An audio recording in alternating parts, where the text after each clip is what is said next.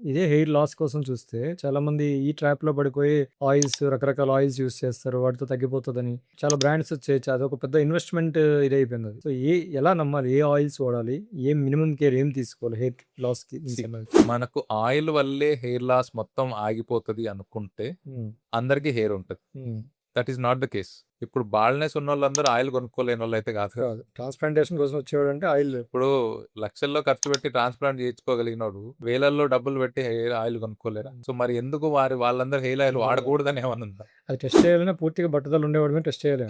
Hair వస్తుందో లేదో అని. తర్వాత మిగతావి అది చూడొచ్చు. అబ్సల్యూట్‌లీ ఏమంటారు ఇట్స్ మార్కెటింగ్ జిమ్మిక్ తప్ప ఏం లేదు. ఎందుకంటే ఆ ఆయిల్ ఎక్కడికెళ్ళాలి? హ్మ్.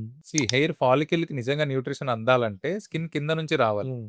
ఆయిల్ స్కిన్ పైనే ఉంటది. స్కిన్ లోపలికి ఎళ్ళలేదు. హ్మ్. మరి అలా అయితే బాడీలో మనం పూసుకున్న ఆయిల్ అంతా లోపలికెళ్తే ఫ్యాట్ అందరూ లోపల హ్మ్.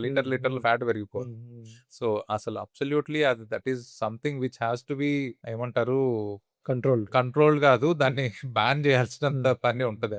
ఆయిల్ పెట్టుకోవడం వల్ల హెయిర్ వస్తదంటే అసలు that is something not acceptable. అది నమ్మాల్సిన పని లేదు.